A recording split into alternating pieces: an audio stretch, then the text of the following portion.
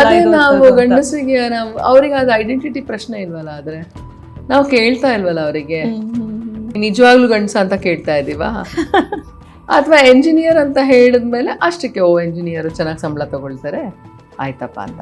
ಆದ್ರೆ ನಾಳೆ ದಿನ ಅವ್ನು ಎಂಜಿನಿಯರ್ ಆಗಿ ಆ ಕೆಲಸನೂ ಪೂರೈಸ್ತಾ ಇರುವಾಗ ನನ್ನ ಮಕ್ಳನ್ನ ಸರಿಯಾಗಿ ನೋಡ್ಕೊಳ್ತಾ ಇಲ್ಲ, ಅದೆಲ್ಲ ನಾವೆಲ್ಲಾದ್ರೂ ಹೇಳ್ತಾ ಇದೀವ ನೀನ್ ಬಾರಿ ಎಂಜಿನಿಯರ್ ಕೆಲಸ ಮಾಡ್ತಿದ್ಯಪ್ಪ, ನೀನ್ ಇದು ನೋಡಿ ಯೋಗ್ಯತೆ ನೋಡೋದು ಹಂಗೆ ಹೇಳ್ತೀವ ನಾವು? ಒಬ್ಬ ಗಂಡು ಅವರು ಅವಿವಾಹಿತ ಆಗಿದ್ರು ಅಂದ್ರೆ ನಾವು ಒರ್ಜಿನಿಟಿ ನಾವು ಪ್ರಶ್ನೆ ಮಾಡೋದಿಲ್ಲ. ಅದೇ ಒಂದು ಹೆಣ್ಣು ಅವಿವಾಹಿತ ಆಗಿದ್ಲು ಅಂದ್ರೆ ಒರ್ಜಿನಿಟಿ ಪ್ರಶ್ನೆ ಅಲ್ಲಿ ಫಸ್ಟ್ ಬರೋದೇ ಆ ಪ್ರಶ್ನೆ ಬರುತ್ತೆ. ಪ್ರಶ್ನೆ ಅಲ್ಲ, it is a must compromise ಅಂತ ಹೇಳಲ್ಲ ನಾನು. To find it's not many people are available and they could be many of them could be married already.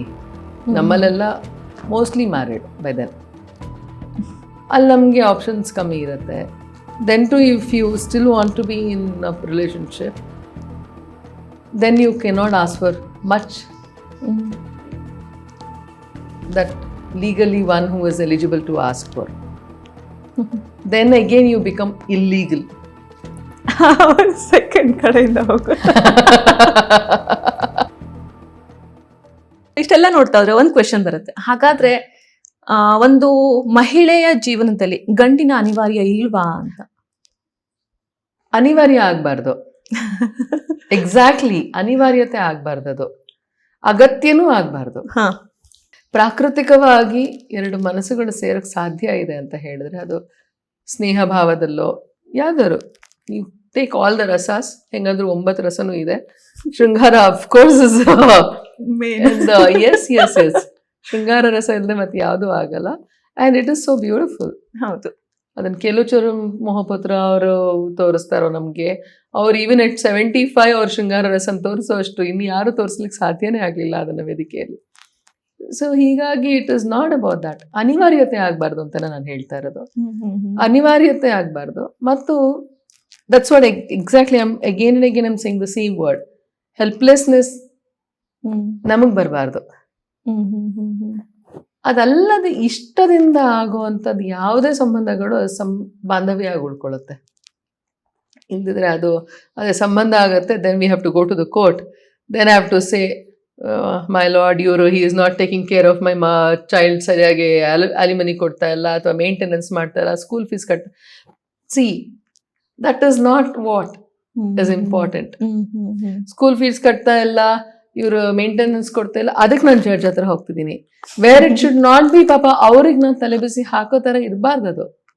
ಅದು ನನ್ನ ನಿಮ್ಮ ಮಧ್ಯೆ ಆಗಿರ್ಬೇಕಾಗಿತ್ತು. ಮ್ಯೂಚುವಲ್ ಅಷ್ಟು ಅಂಡರ್ಸ್ಟ್ಯಾಂಡಿಂಗ್ ಇಲ್ಲ ಅಂತ ಹೇಳಿದ್ಮೇಲೆ ಹೆಂಗ್ ಮತ್ತೆ ನಿಮ್ಗೆ ಸಂಬಂಧ ಇರಕ್ ಸಾಧ್ಯ ಇದೆ ಅಲ್ಲಿ? ಯಾವ ಬಾಂಧವ್ಯ ಇರಕ್ ಸಾಧ್ಯ ಇದೆ ಅಲ್ಲಿ? ಯಾವ ಭಾವನೆಗಳ ಆಸ್ಪದ ಇದೆ? It is already a collapse system ಅಲ್ವಾ? ಸೊ ಇದು ಅನಿವಾರ್ಯತೆ ಆಗ್ಲಿ ಇದು ಯಾವುದೂ ಅಲ್ಲ. ನನಗೆ ಆ ಕೊಲ್ಯಾಪ್ಸಿನ ಬಗ್ಗೆ, ಆ ಕೊಲ್ಯಾಪ್ಸ್ ಸಿಸ್ಟಮಿನ ಬಗ್ಗೆ ಭಾರಿ ಭಯ ಇದೆ. I was not ready for such thing really. And I am not a person. ನಾನು ಅನಿವಾರ್ಯತೆಯಲ್ಲಿ ಬದುಕುವಂತ ಹೆಣ್ಣು ಖಂಡಿತವಾಗ್ಲೂ ಯಾವತ್ತೂ ಆಗಿಲ್ಲ ನಾನು. And I will not. I really hope ನನ್ ನಿಜವಾಗ್ಲೂ ದೇವರ ಶಕ್ತಿ ಕೊಡಿ, ನನ್ನ ಕೊನೆ ಉಸಿರು ಇರೋವರೆಗೂ I don't want to live like that. ಅನಿವಾರ್ಯತೆಯಲ್ಲಿ, ಹೆಲ್ಪ್ಲೆಸ್ನೆಸ್ ಅಲ್ಲಿ, ಒಂದು ರೆಸ್ಟ್ಲೆಸ್ ಆಗಿ ನನ್ನನ್ನು ನಾನು ಕಳ್ಕೊಂಡು ನಾನಲ್ಲದೆ ಇರುವ ಒಂದು ವ್ಯಕ್ತಿಯಾಗಿ ನಾನು ಬದುಕೋಕೆ ನಾನು ಖಂಡಿತವಾಗ್ಲೂ ಸಿದ್ಧಳಿಲ್ಲ. ಅದು ತಪ್ಪನ್ಸ್ತಾ ಅನ್ನಿಸ್ಬೋದು, ಕೆಲವರಿಗೆ ಸರಿ ಅಂತ ಅನ್ನಿಸ್ಬೋದು. But for me this what matters. ನನ್ನ ಆತ್ಮ, ನನ್ನ ಮನಸ್ಸು ಏನಿದೆ, ನನಗೆ ಅದು ತಲೆ ಎತ್ತಿ ಓಡಾಡುವಂಥ ಒಂದು ವಿಶ್ವಾಸವನ್ನು ಅದು ಕೊಟ್ಟಿದೆ ನನಗೆ ಇಷ್ಟು ವಯಸ್ಸಿಗೂ. And will continue to do that. Okay, ಮುಂಚೆಯಿಂದನೂ ನೀವು ಸಿನಿಮಾ ನಾಯಕಿಯ ಜೊತೆಗೆ ರಾಜಕೀಯವಾಗಿ ಕೂಡ ನೀವು ತುಂಬಾ ಗುರುತಿಸ್ಕೊಂಡಿದ್ದೀರಾ. ಮಹಿಳೆಯರ ಒಂದು ಐಡೆಂಟಿಟಿಗಾಗಿ ತುಂಬಾ ಹೋರಾಟ ಕೂಡ ಮಾಡಿದ್ದೀರಾ. ಸೊ ಇದೆಲ್ಲವನ್ನ ನೋಡ್ತಾ ಹೋದ್ರೆ ಎಲ್ಲೋ ಒಂದ್ ಕಡೆ ಈ ನಿರ್ಧಾರ ಮಹಿಳೆ ಐಡೆಂಟಿಟಿನ ಇನ್ನೂ ಜಾಸ್ತಿ ನಾವು ಪ್ರಚಾರ ಮಾಡಬೇಕು, ಇವಾಗ ಒಂದು ಟೈಮ್ ಬಂದಿದೆ ಮಹಿಳಾ ಐಡೆಂಟಿಟಿ ತಾನ ಐಡೆಂಟಿಟಿ ತಗೊಳ್ಳೋದಕ್ಕೆ ಅನ್ನುವಂತಹ ಒಂದು ವಿಚಾರಕ್ಕೆ ಒಬ್ರು ಪೊಲೀಸ್ ಆಫೀಸರ್ ಕಣ್ಣಲ್ಲಿ ನೀರು ಹಾಕೊಂಡ್ರು. She comes from a police. ಅವ್ರ ತಂದೆನೂ ಆಫೀಸರ್ ಇದ್ರು. And she has become a superintendent of police. ಹೀಗೆ ನಾವು ಅಂದರೆ ದಾರಿಲೇನೆ ನಾಟ್ ದಟ್ ಒಂದು ಹಾಗೆ ಒಂದು ಭಾವನಾತ್ಮಕವಾಗಿ ಅವರು ಅಷ್ಟೊಂದು ಪೊಲೀಸ್ ಆಗಿ ಅವರು ಅಂದರೆ it was her dream to become a police let's say. and she has become that.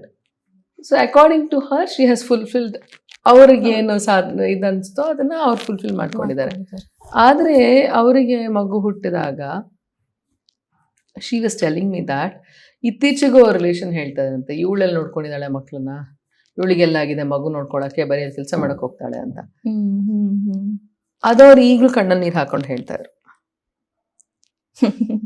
ಏನೋ ಪೊಲೀಸ್ ಆಫೀಸರ್ ಆದ್ರೂ ಕೂಡ ಆ ಯೂನಿಫಾರ್ಮ್ ಇದೆ, ಅದಕ್ಕೊಂದು ಘನತೆ ಇದೆ, ಗೌರವ ಇದೆ, ಅದೊಂದು ಆತ್ಮವಿಶ್ವಾಸ ಕೊಟ್ಟಿದೆ. ಆದರೆ ಹೆಣ್ಣಾಗಿ ಸ್ಟಿಲ್ ಯಾವುದಕ್ಕೆ ಗುರಿ ಆಗ್ತಿದ್ದಾಳಂದ್ರೆ ಈ ಥರದ ಒಂದು ಹೇಳಿಕೆಗೆ ಅಥವಾ ಮಾತುಗಳಿಗೆ ಗುರಿ ಆಗ್ತಿದ್ದಾಳೆ. ಅದು ಪ್ರತಿಯೊಂದು ಹೆಣ್ಣಿನ ಅದು ಅವಳ ವೈಯಕ್ತಿಕ ವಿಷಯ ಅದು. And she should be responsible enough to take care of a children. And I am sure mostly ಒಂದು 99% ಭಾಗ ಅಂತೂ ನಮ್ಮಲ್ಲಿ ಹೆಣ್ಮಕ್ಳು ಮಕ್ಕಳನ್ನ ನೋಡ್ಕೊಳ್ಳೋದ್ರಲ್ಲಿ ಬೇಜವಾಬ್ದಾರಿತನ ತೋರಿಸಿರೋದು ನಾವಿನ್ನೂ ಅಷ್ಟೊಂದು ನಿದರ್ಶನಗಳನ್ನ ನಾವು ಕಂಡಿಲ್ಲ. ಇಲ್ಲ, ನಮ್ಮ ದೇಶದಲ್ಲಿ ಅಟ್ಲೀಸ್ಟ್ ಕಂಡಿಲ್ಲ ನಾವು.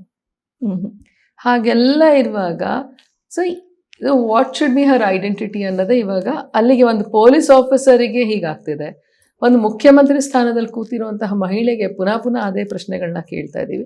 ಇನ್ನು ಯಾವ ಐಡೆಂಟಿಟಿ ಬೇಕಾಗಿದೆ? ಅಲ್ಲಿಗೆ ನನ್ನ ಹೆಣ್ಣು ಅನ್ನೋ ಐಡೆಂಟಿಟಿಯನ್ನ ಅದೇ ಸಾಲ್ತಾ ಇಲ್ಲ. ಅದ್ರ ನಂತರದ ಬೇರೆ ಏನೆಲ್ಲ ಬೇಕಾಗಿದೆ to be on board, label, certificate, academic ಎಲ್ಲ ಮಾಡಿದ್ರು ಸಾಲ್ತಾ ಇಲ್ಲ ಅಂತ ಹೇಳಿದ್ರೆ that means what else to be done? What else should be her identity then? ಅಲ್ವಾ? ಕರೆಕ್ಟ್.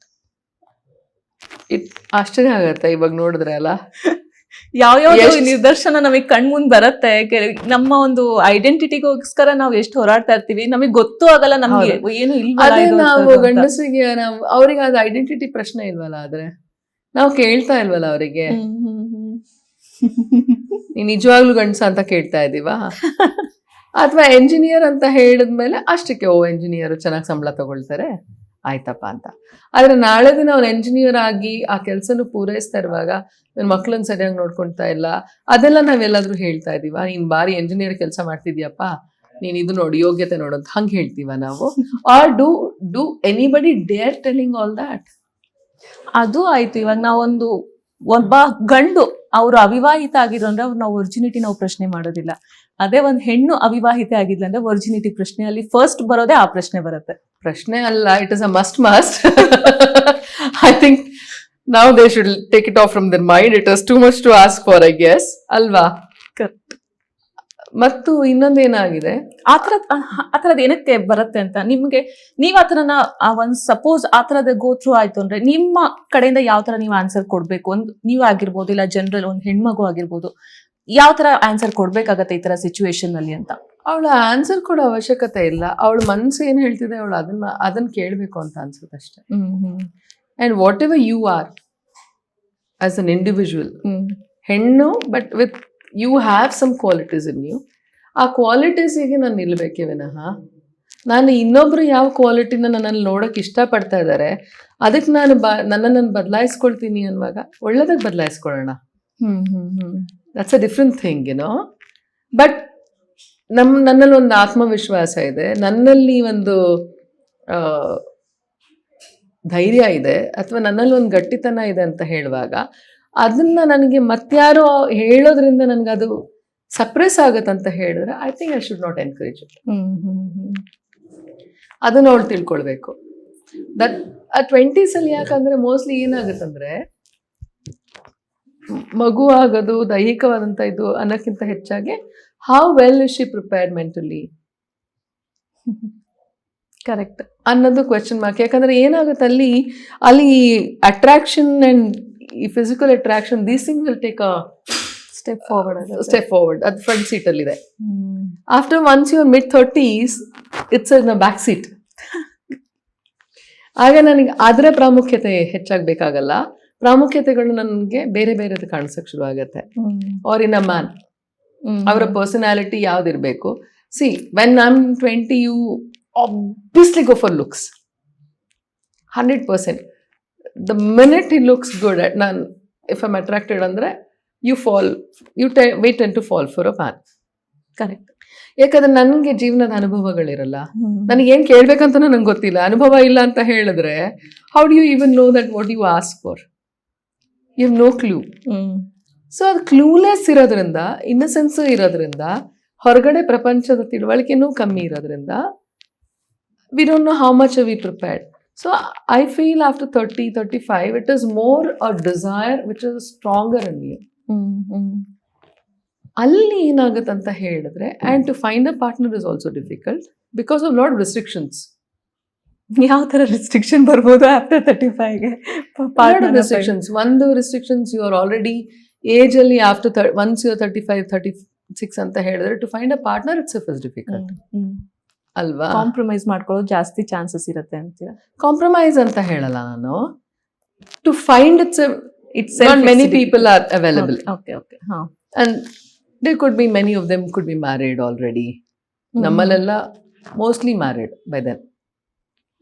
ಅಲ್ಲಿ ನಮಗೆ ಆಪ್ಷನ್ಸ್ ಕಮ್ಮಿ ಇರುತ್ತೆ. Then to if you still want to be in a relationship, then you cannot ask for much that legally one who is eligible to ask for. Then again you become illegal. Second ಕಡೆಯಿಂದ ಹೋಗು. ಅಲ್ಲಿ ಮತ್ತೆ ನಮ್ಮ identity ಪ್ರಶ್ನೆ ಬರುತ್ತೆ. So then ಹೆಂಗೆ ನನ್ನ ಐಡೆಂಟಿಟಿಯನ್ನು ನಾನು ಹೇಳಿ, then you doing all the illegal things. So where do I fit my self?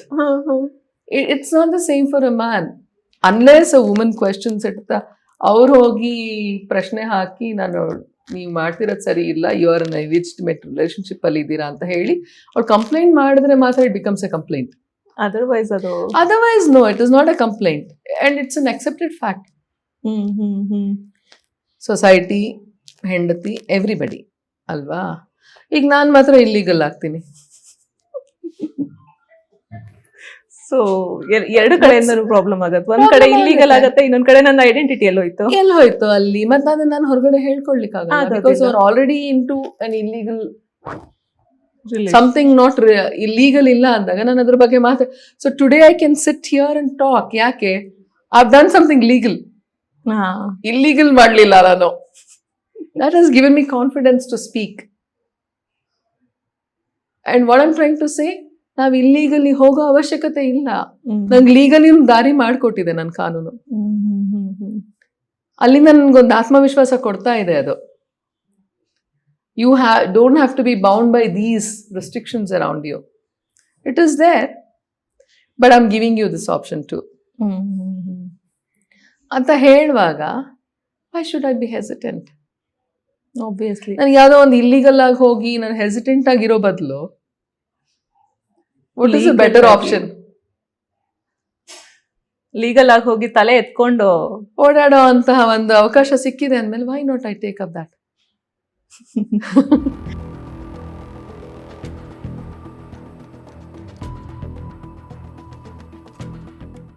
ಇದಾಗಿತ್ತು ಭಾವನಾ ಅವರ ಮಾತು. IVF ಒಂದು ನಿರ್ಧಾರವನ್ನ ತೆಗೆದುಕೊಂಡು ಎಷ್ಟರ ಮಟ್ಟಿಗೆ ಒಂದು ತಾಯ್ತನ ಸುಖವನ್ನ ಅನುಭವಿಸಬಹುದು ಅನ್ನುವಂತಹ ಒಂದು ಮಾತನ್ನ ಹೇಳಿದ್ದಾರೆ. ಹೋಪ್ಫುಲಿ ಈ ವಿಷಯ, ಈ ಒಂದು ವಿಡಿಯೋ ನಿಮ್ಗೆ ಇಷ್ಟವಾಗಿದೆ ಅಂತ ಭಾವಿಸ್ತೀನಿ. ಇಷ್ಟವಾಗಿದ್ರೆ ಲೈಕ್ ಮಾಡಿ, ಕಮೆಂಟ್ ಮಾಡಿ, ಮತ್ತೆ ಶೇರ್ ಮಾಡಿ. ಹಾಗೆ ವಿಶ್ವವಾಣಿ ಸ್ಪೆಷಲ್ ಯೂಟ್ಯೂಬ್ ಚಾನೆಲ್ನ ಸಬ್ಸ್ಕ್ರೈಬ್ ಮಾಡಿ. Thank you so much.